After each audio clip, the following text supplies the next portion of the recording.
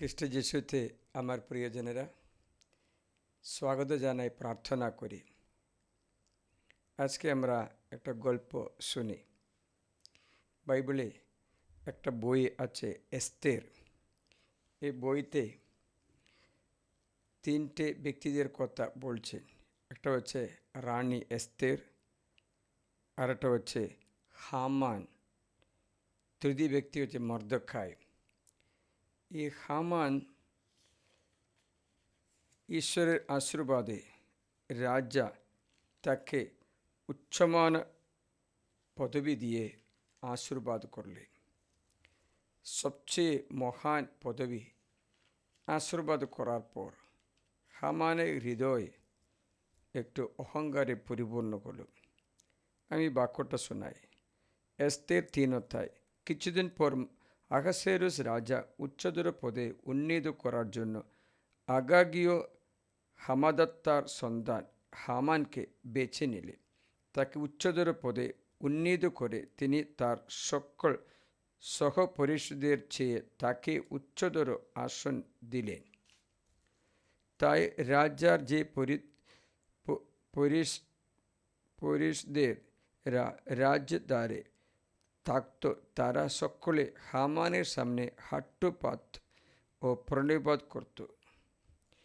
তাই এসবগুলো দেখে একটু অহংকার আসলো।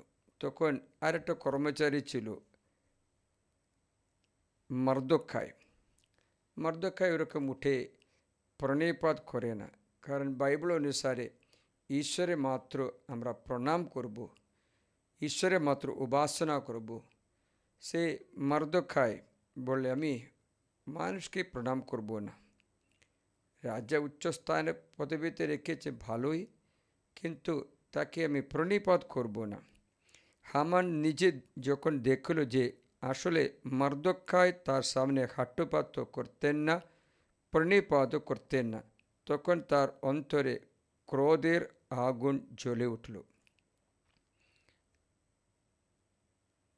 আর যেহেতু তাকে বলা হয়েছিল মর্দখাই কোন জাতির মানুষ, সেই জন্য সে ভাবল যে সে যে তার উপর হাত তুলবে, কেবল তাই করা তাকে মানাবে না, বরং মর্দখাইদের জাতিকে আহাসেরুসে সমগ্র রাজ্যে যত ইহুদি ছিল তাদের সকলকে বিনাশ করবে বলে স্থির করল। রাগ বেড়ে যাচ্ছে। একটা ব্যক্তির বিরুদ্ধে মাত্র না, ও ব্যক্তির যে জাত, সে জাতির বিরুদ্ধে রাগ চলে আসছে। সেটা আমরা আজকে দেখতে পাই। কোনো ব্যক্তি কোনো অন্যায় করেছে মনে করো, সে ব্যক্তিকে মাত্র না, সে জাত, সে কোনো জাতি আছে, সে জাতিকেও ঘৃণার চোখে দেখতে শুরু করে। তাই এই ঘৃণা আরও বেড়ে যায়। ঈশ্বর বলেন, তোমরা যেইভাবে অন্যের বিরুদ্ধে করো, সেইভাবে তোমাদের বিরুদ্ধে করা হবে। তাই এই আহাসেরুস রাজার উচ্চ কর্মচারী হামান কি করলেন যেন, রাজার কাছে গিয়ে বললেন, দেখো রাজা, আপনাকে আমি 1000 তালান্ত সোনা দেব, রূপ দেব।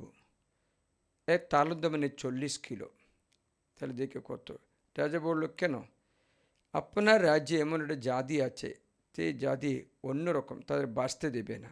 আমি তাকে বেছে নেব, বেছে বেছে যে পয়সা পাও তা রাজস্ব দেব। তখন হামান আহাসেরুস রাজাকে বলল, আপনার রাজ্যের সকল প্রদেশ জুড়ে জাতিগুলির মধ্যে ছড়িয়ে পড়া এমন জাতি আছে যে নিজেকে পৃথক রেখেছে।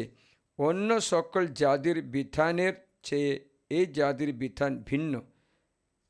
মহারাজের বিধানও তারা মানে না, সুতরাং তাদের থাকতে দেওয়া মহারাজের উচিত নয়। মহারাজ এতে প্রীত হলে তবে তাদের বিনাশ দণ্ড জারি করা হোক, আর আমি রাজ ভাণ্ডারে রাখার জন্য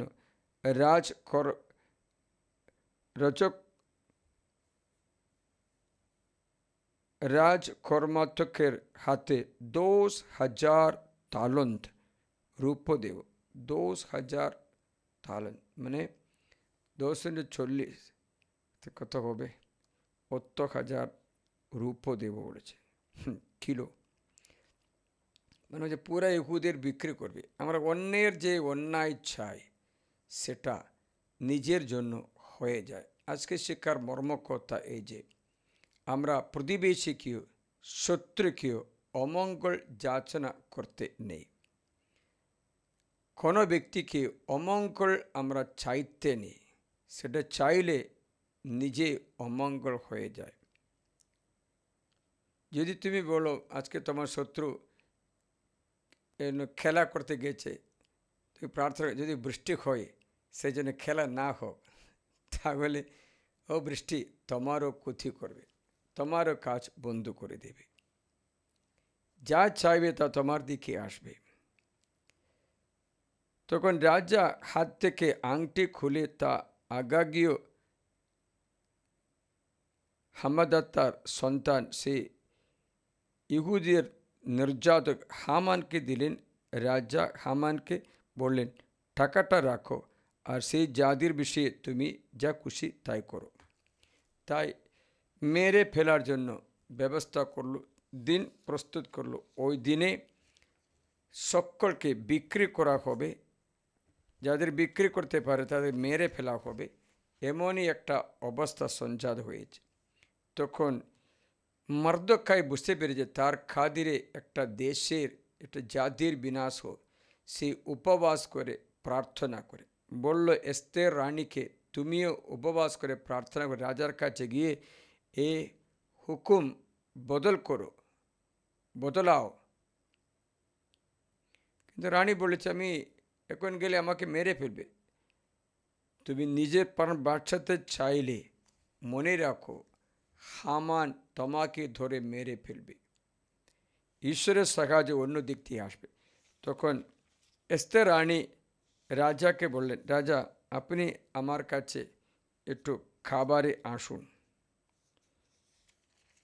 খাবারে আসার সময় হামানকে ডাকতে বলেছে। হামান খুব খুশি হলো, দেখো রাজা আমাকে মাত্র ডেকেছে।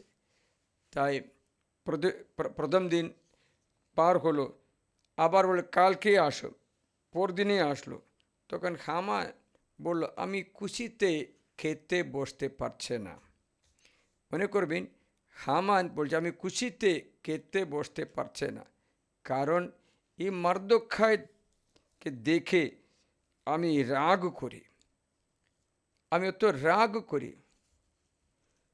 প্রথম দিনে চলে যাবার সময় হামান এরকম বলল। সেই দিন হামান উল্লসিত মনে ও প্রফুল্ল চিত্তে বিদায় নিল।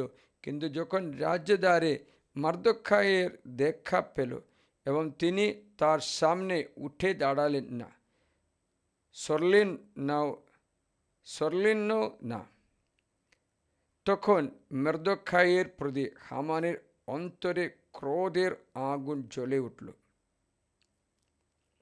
তথাপি হামান ক্রোধ চেপে রেখে নিজের বাড়িতে এসে তার বন্ধুদের ও তার স্ত্রী জেরেশাকে ডাকিয়ে আনলো।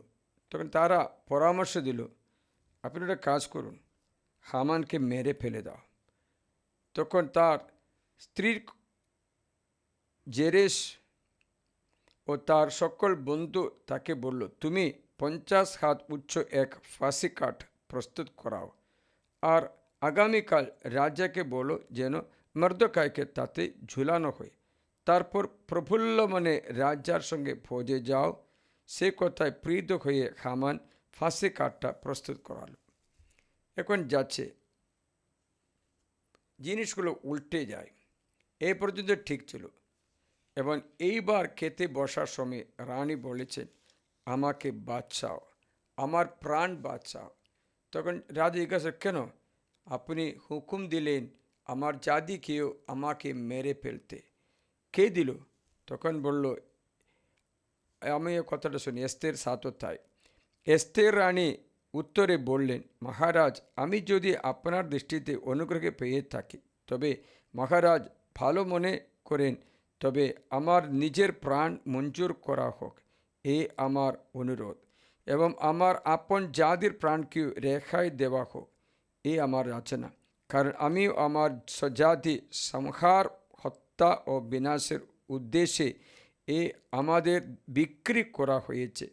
কেবল দাসী হওয়ার জন্যই আমাদের যদি বিক্রি করা হতো, তবে আমি নীরব থাকতাম। কিন্তু এই পরিস্থিতিতে মহারাজের যে ক্ষতি করা হচ্ছে, আমাদের নির্যাতকের পক্ষে তার ক্ষতিপূরণ করা সাধ্য হবে না। তখন আকাশের জিজ্ঞাসা করলেন, সে কে? সে বলল, হামান। তখন হামান কি করলে জানো? বুঝতে পেরে যে রাজা রাগ করছে। রাজা প্রাসাদের উদ্যানে থেকে ভোজ কক্ষে ফিরে আসছেন, এমন সময় এস্তের যে আসনে বসে আসছিলেন, হামান তার উপরে পড়ে রয়েছে।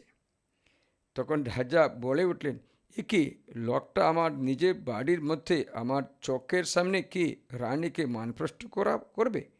রাজার মুখ থেকে এই কথা বেরিয়ে আসা মাত্র হামানের মুখে একটা পর্দা দেওয়া হলো।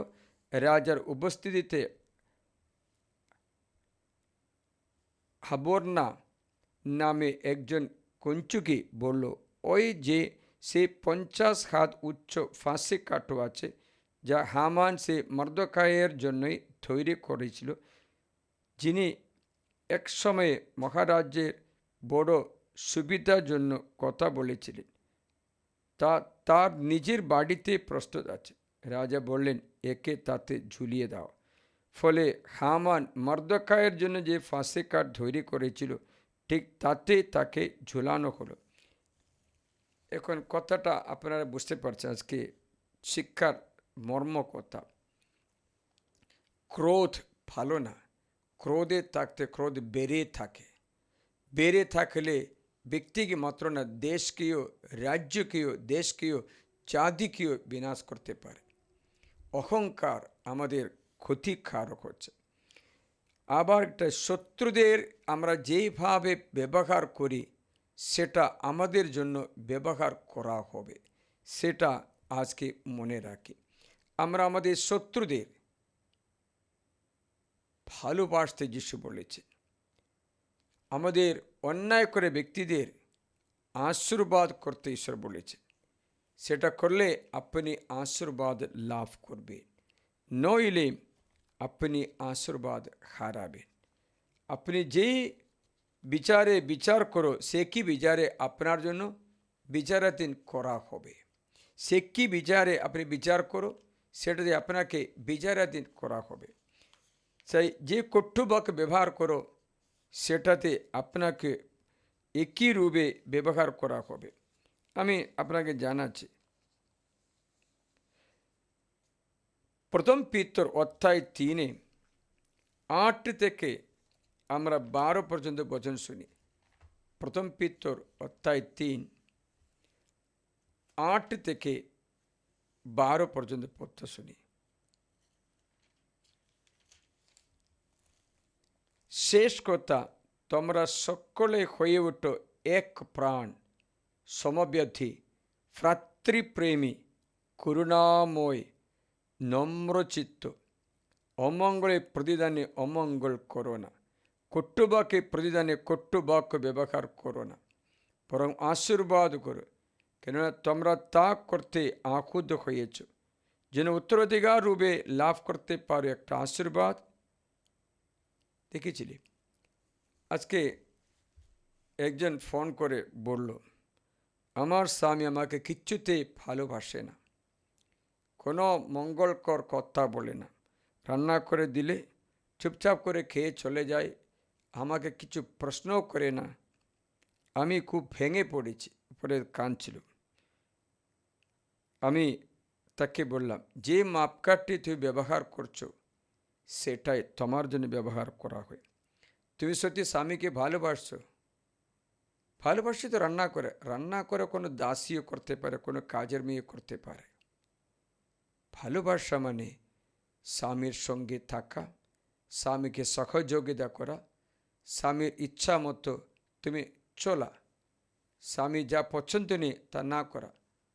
যদিও কষ্ট হয়, কষ্ট সহ্য করে স্বামীর সঙ্গে কাজ করো, সহযোগিতা করো, তাকে আদর করো, সান্ত্বনা দাও, তবে সেটা তুমি ফেরত পাবে। কিন্তু এসব কিছু সে দেয় না, সে প্রত্যাশা করে যেন স্বামী তাকে সব কিছু দিয়ে থাকে, স্বামীও তাকে কিচ্ছু ভালোবাসতে পারছে। স্বামী বলেছেন এ তো মৃতদেহের মতো আছে, ওনার দেখলে আমার মৃতদেহ দেখার মতো, কোনো ফিলিংও নেই, কোনো কিছু নেই। কারণ ঘর পরিষ্কার করতে হলে আমি কাজের মেয়েকে ডাকতে হবে। আমার কিসের জন্য এরকম স্ত্রীকে বিয়ে করেছি জানি না, ওর মনের দুঃখ অন্যথা।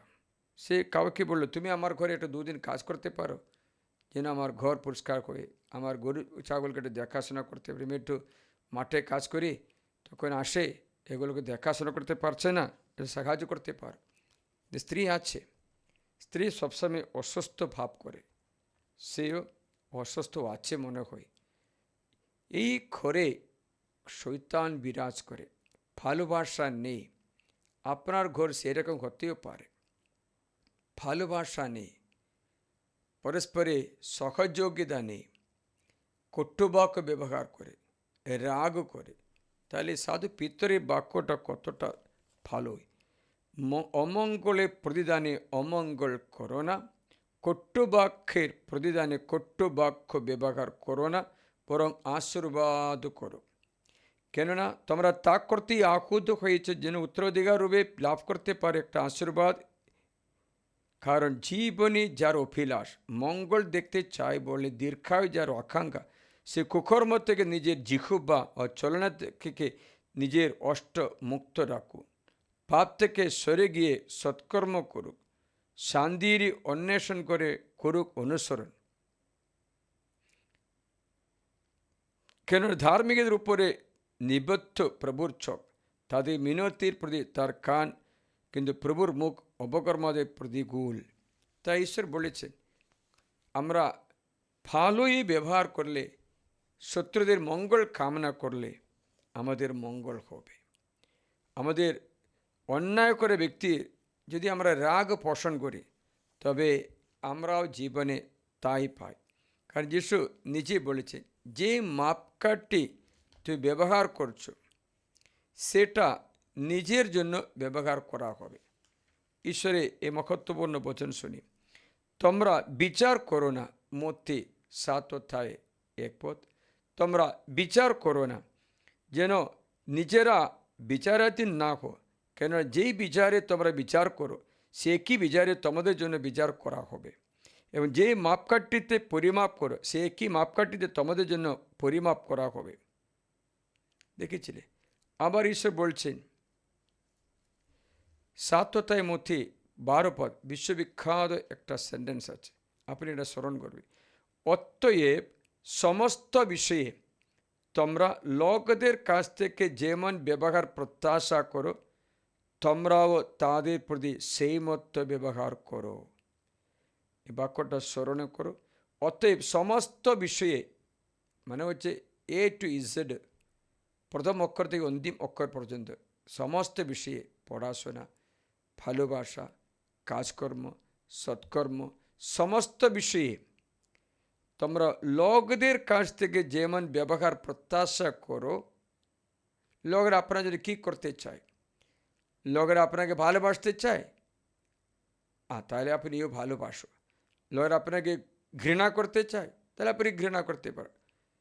লোকদের পক্ষে আপনি কি প্রত্যাশা করে সেই মতো তুমি তাদের প্রতি ব্যবহার করো, কেননা এই তো বিধান পুস্তক ও নবী পুস্তকের সার কথা। কিন্তু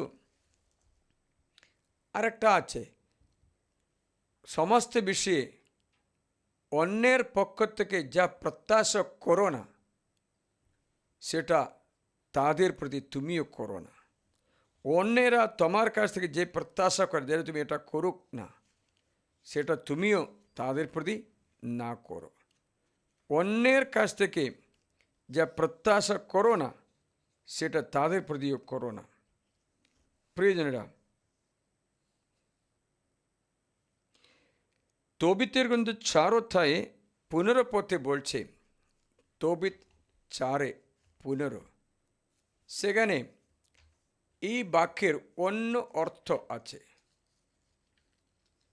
অন্যটা শুনি, আমি 15 পথে শোনাই। যা তুমি চাও না তোমার প্রতি করা হোক, তুমিও তা কাউকে করো না। তুমি যা চাও না তোমার প্রতি করা হোক, তুমিও তা কাউকে করো না। এটা কষ্ট আছে, এই বছর কঠিন আছে। তুমি চাও না অন্যরা তোমার প্রতি কী করা, সেটা তুমি ওদেরও করবে না। না না, আমরা করতে অসুবিধা নেই, ওরা আমাদের জন্য না করুক, তা হবে না। যে মাপকাঠিতে মাপো সেটা নিজের জন্য মাপা হবে। যিশু এদের পজিটিভ বলেছেন, তোমরা অন্যের প্রতি কি ব্যবহার প্রত্যাশা করো অন্যের কাছ থেকে, সেটা অন্যের করে দাও। মানে হচ্ছে শত্রুদের কখনো আমরা প্রতিশোধ নিতে চাব না, অথবা অমঙ্গল চাইব না।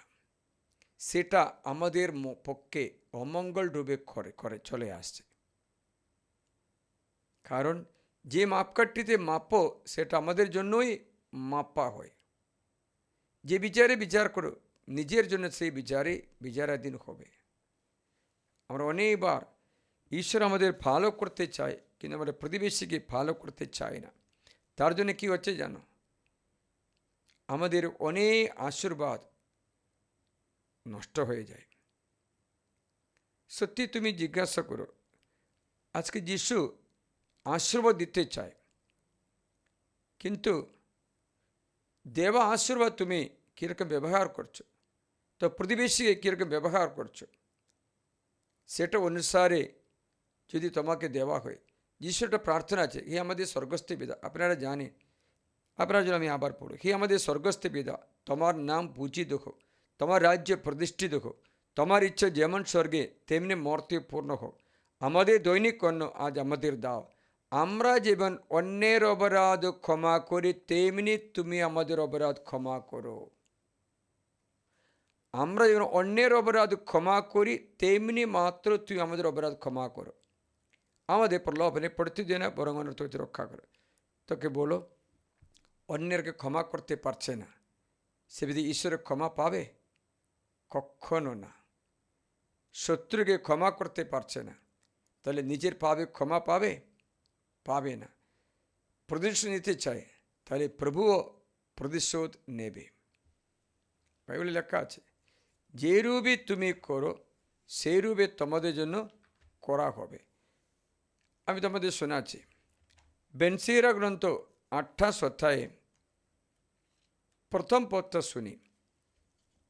প্রতিশোধ নিও, যে প্রতিশোধ নেই সে প্রভুর প্রতিশোধের অভিজ্ঞতা করবে, যিনি পাপের সূক্ষ্ম হিসাব রাখেন।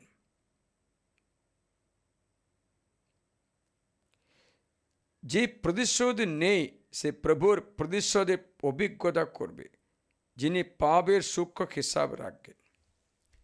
আজ অনেক যুদ্ধগুলো প্রতিশোধ নেওয়ার যুদ্ধ আছে, ক্ষমা করতে পারছে না, তার জন্য যুদ্ধ হতে থাকে। বাড়িতে যুদ্ধ, ব্যক্তি যুদ্ধ, রাজ্যের যুদ্ধ, দেশে দেশান্তরে যুদ্ধ হয়ে আসছে। এই ক্ষমা করতে পারি না। ক্ষমা করলে আমরা মনে করি আমরা ছোট হয়ে গেছে, সত্যি তা নয়। ঈশ্বরের ক্ষমা লাভ করে, ঈশ্বরের আশীর্বাদ লাভ করে, প্রভুর অনুগ্রহ একজনকে বলবান করে, প্রভুর আশীর্বাদ আমাদের প্রজ্ঞা লাভ করে।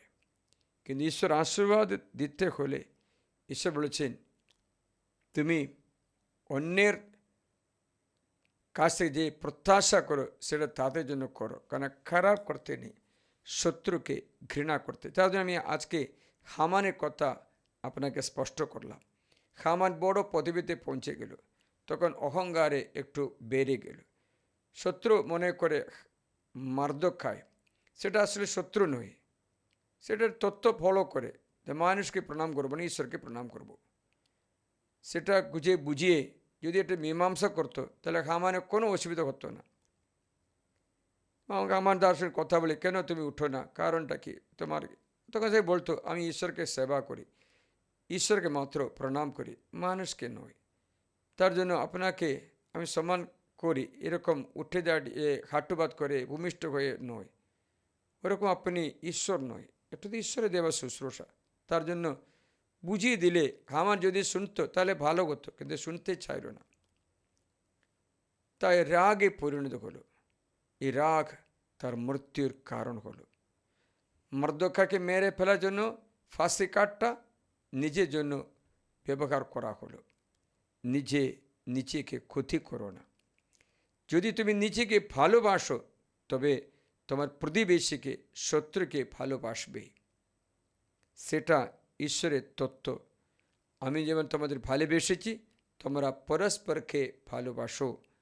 যখন মঙ্গল সমাচারে 13 অধ্যায়ে যিশু শিশুদের নতুন আজ্ঞা দিয়ে বলছেন, আমি যেমন তোমাদের ভালোবেসেছি তোমরা পরস্পরকে ভালোবাসো।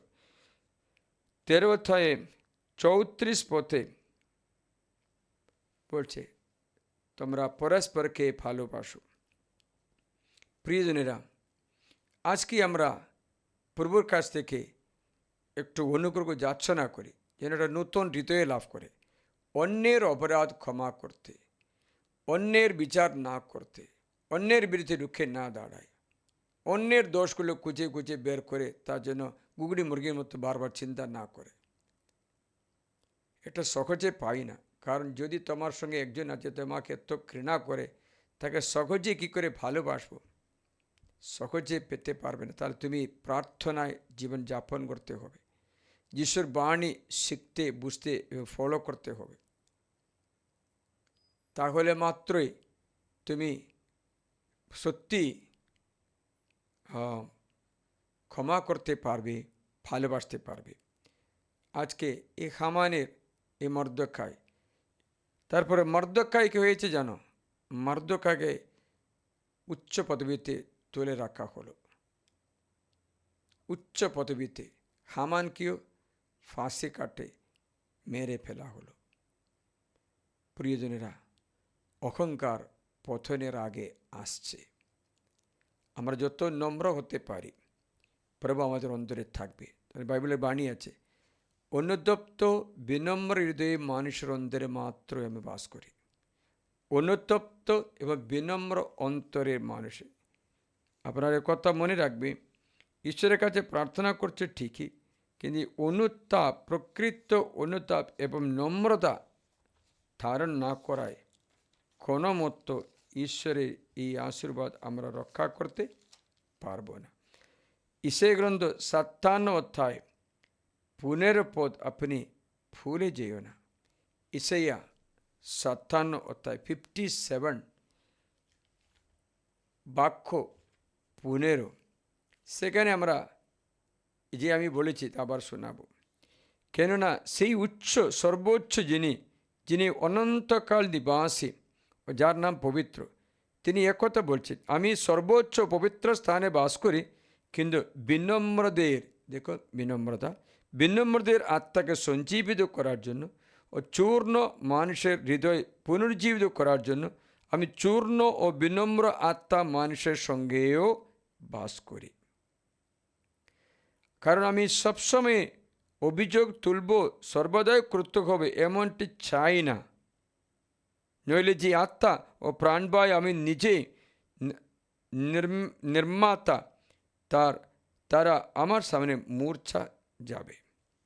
প্রিয়জনেরা, আমরা আজকে প্রার্থনা করি, এই বাণী আজকে ধ্যান করি, অন্তরে রাখি, ঈশ্বরের এই বাক্য গ্রহণ করে যতটুকু পারি সবাইকে ভালোবাসতে আমরা স্টেপ নিচ্ছি, আমরা প্রথম শুরু করছি, আমরা ভালোবাসতে, আমরা ক্ষমা করতে। সেগুলি আজকে তোমার প্রার্থনা অনেকটা পূর্ণ হয়ে যাবে। হাঁটুপাত করি।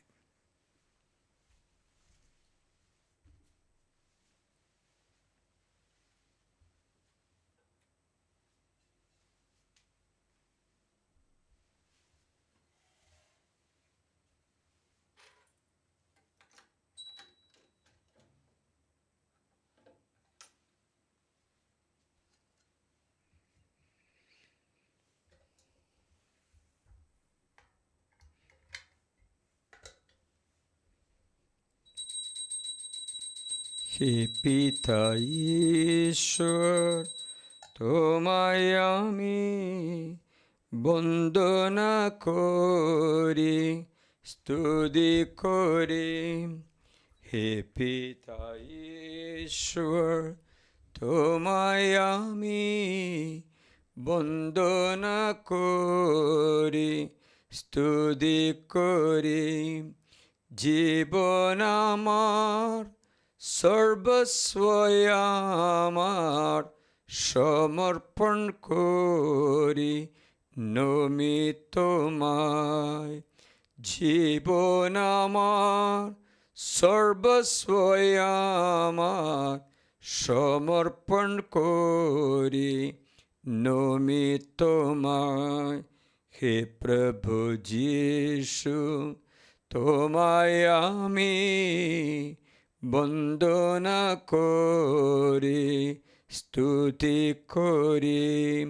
জীবন আমার, সর্বস্ব আমার, সমর্পণ করি নমিত তোমায়।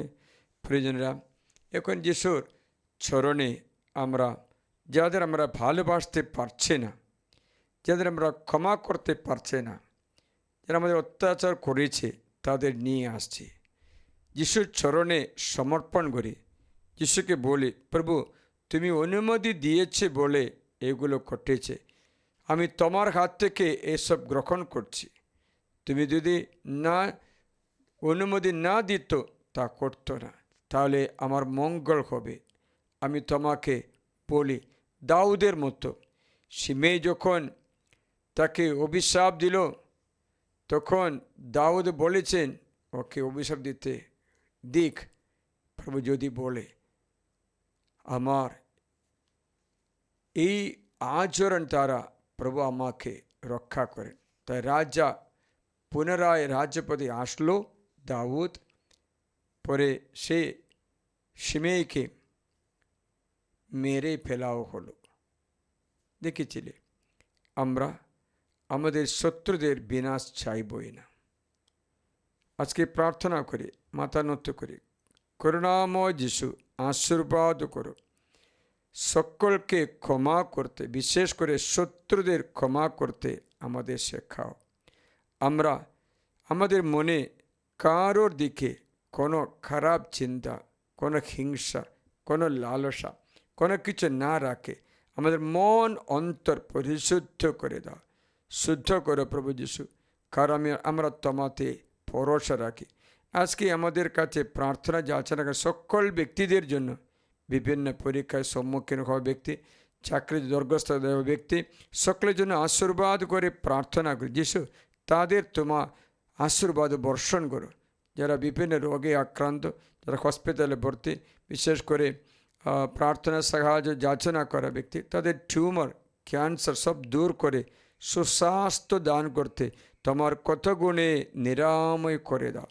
প্রিয় যিশু, প্রার্থনা করি আমাদের শত্রুতা করে ব্যক্তিদের আশীর্বাদ করো, তাদের মঙ্গল কামনা করি। এই বাইবেলে লেখা বাণীগুলো সত্যস্বরূপ, কারো অমঙ্গল না চায়, কারো ক্ষতি না চায়। আমরা সকলের মঙ্গল কামনা করে আশীর্বাদ করে আমাদেরও মঙ্গল হোক। খ্রিস্ট আরাধ্য নামে আশীর্বাদ করে প্রার্থনা করে আমরা স্তুতি করি, hallelujah hallelujah hallelujah hallelujah hallelujah hallelujah hallelujah. হে প্রভু, হে করুণাময় যিশু, আশীর্বাদ করো, শক্তি দান করো, শক্তি দান করো, আশীর্বাদ করো। আমরা সকলে প্রভুর কাছে মাথা নত করে আমাদের শত্রুদের মঙ্গল কামনা করে বলি, হে যিশু, যারা আমাকে অন্যায় করেছে তাদের আমি আশীর্বাদ করছি।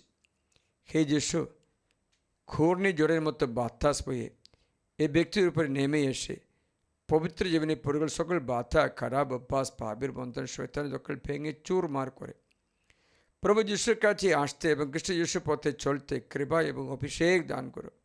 হে যিশু, এ করুণাময় যিশু, কাউকে বিচার না করে ঈশ্বরের কাছে বিচার ছেড়ে দিয়ে আমরা আশীর্বাদ দিতে একটা হৃদয় আমাদের দান করো। আমরা যেন আজকে যারা প্রার্থনা নিবেদন রেখেছে এই বেদির দিকে প্রার্থনা পাঠিয়েছে, রাখছে, তাদের সকলকে আশীর্বাদ করি। যিশু, আপনার এই প্রার্থনা গ্রহণ করুন। আমি যিশুর নামে মা মারিয়া মধ্যস্থতায় এই প্রার্থনা স্বর্গে পৌঁছে দিতে প্রার্থনা করি। স্বর্গদূতেরা এই প্রার্থনা বয়ে নিয়ে যেতে প্রার্থনা করি। আপনার প্রার্থনা মঞ্জুর হোক, পিতা ও পুত্র পবিত্র আত্মার নামে, আমিন। মাথা নত করি। সর্বশক্তিমান ঈশ্বর, আমাদের প্রতি সদয় হন, আমাদের আশীর্বাদ করুন, আমাদের সমস্ত বিপদ আপদ থেকে রক্ষা করেন, আশীর্বাদ দান করো। আমাদের শত্রুদেরও আশীর্বাদ দান করো। আমরা কখনো অন্যের অমঙ্গল চাইব না প্রভু, মঙ্গল কামনা করে আমাদেরও তুমি আশীর্বাদ করো। পিতা ও পুত্র পবিত্র আত্মার নামে, আমিন। হে পরম পবিত্র ঐশ্বরিক সংস্কার, প্রতি মুহূর্তে প্রশংসা ধন্যবাদ তোমারই হোক। পিতা ও পুত্র পবিত্র আত্মা জয় হোক, যেমন আদিত হইতে এখন তেমনি হয় এবং যুগে যুগে চিরকাল হবে, আমিন। হে পরম পবিত্র ঐশ্বরিক সংস্কার, প্রতি মুহূর্তে প্রশংসা ধন্যবাদ তোমারই হোক।